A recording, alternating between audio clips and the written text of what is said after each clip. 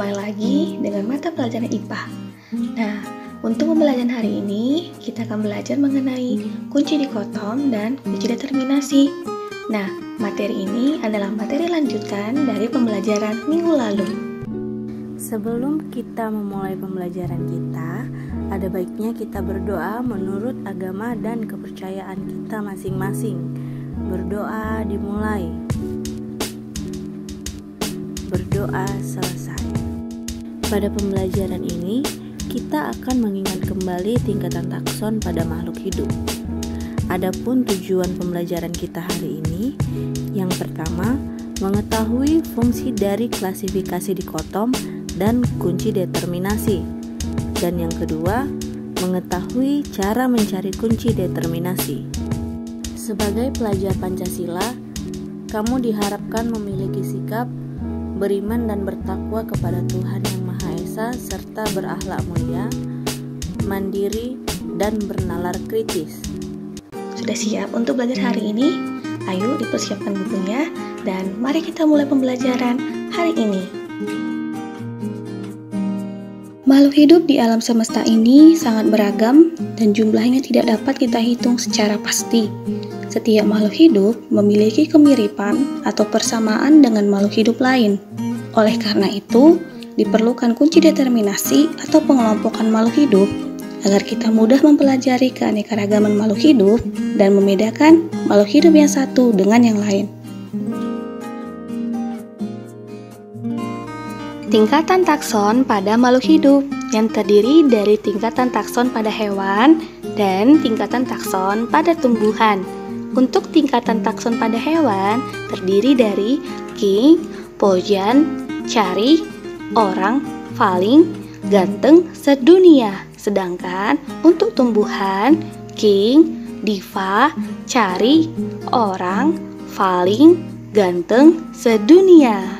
Nah, untuk perbedaan antara takson hewan dan tumbuhan terdapat pada kata pojan dan kata diva. Nah, pojan itu berarti pilum dalam takson hewan dan diva berarti divisi pada takson tumbuhan. Nah, untuk mencari dari tingkatan takson makhluk hidup itu tidak dilakukan secara sembarangan. Harus memperhatikan persamaan serta perbedaan yang dimiliki oleh organisme tersebut.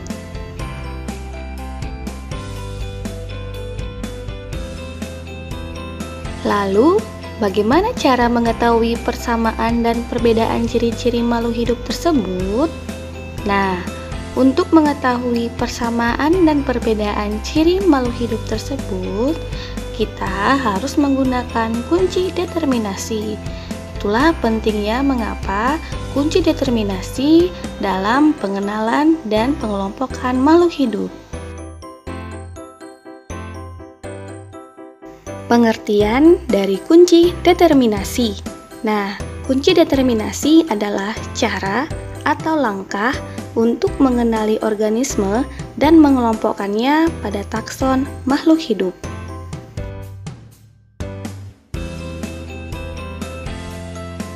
Tujuan dari kunci dikotom untuk menentukan, mengenali, dan menetapkan dari identitas suatu organisme.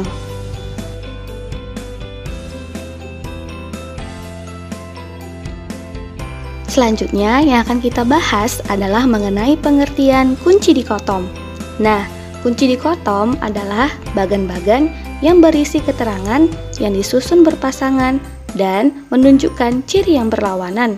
Contohnya itu adalah apakah hewan tersebut berkaki 2 atau berkaki 4, dan apakah hewan tersebut memiliki tulang belakang dan tidak memiliki tulang belakang. Lalu selanjutnya, setelah kita mempelajari pengertian dari kunci dikotom dan kunci determinasi, lalu apakah hubungan antara kunci determinasi dengan kunci dikotom tersebut? Nah, kunci dikotom merupakan dasar atau daftar untuk membuat dari kunci determinasi.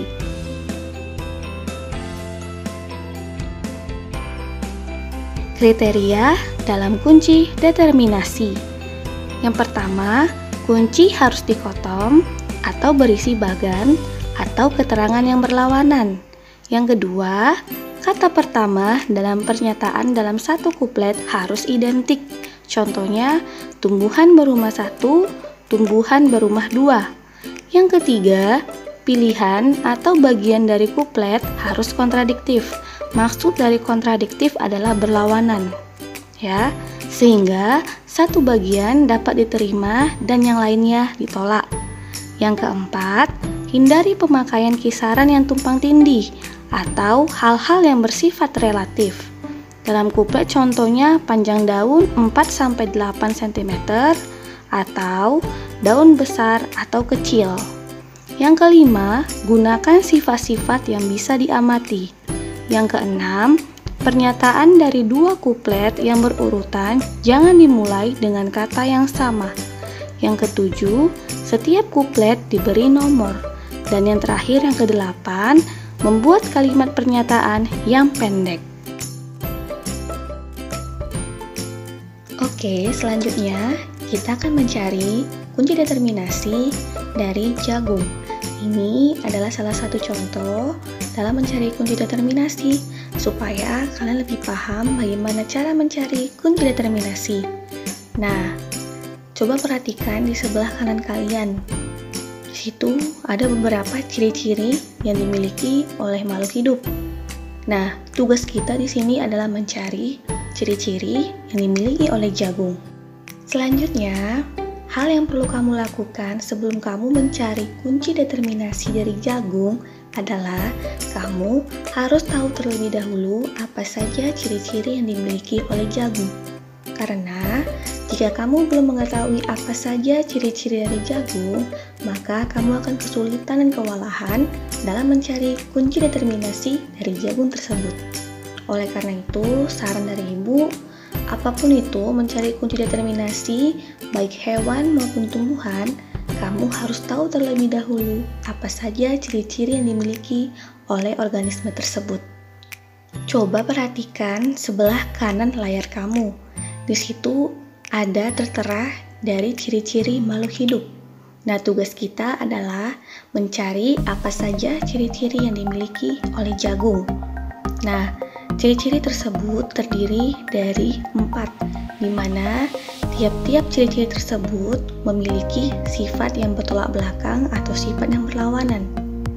Nah, yang pertama bisa kita lihat ada 2 sifat yang berbeda.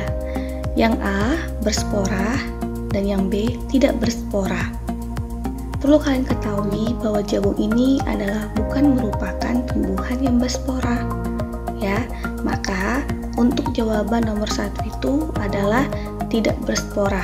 Ketika kita sudah mengetahui jawabannya, jangan lupa untuk memberi tanda agar memudahkan kita dalam mengambil kesimpulan. Selanjutnya, yang nomor 2, di situ juga ada 2 sifat yang berbeda.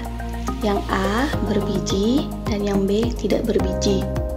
Ayo kira-kira yang mana jawabannya? Nah, untuk nomor 2 adalah jawabannya berbiji.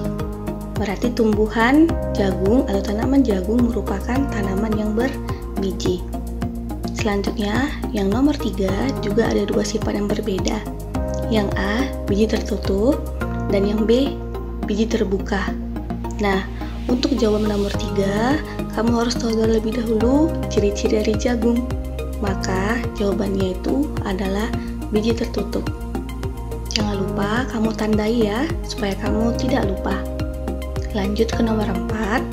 Nomor 4 juga sama, masih terdiri dari 2 sifat yang berbeda. Yang A berkeping 2 dan yang B berkeping 1.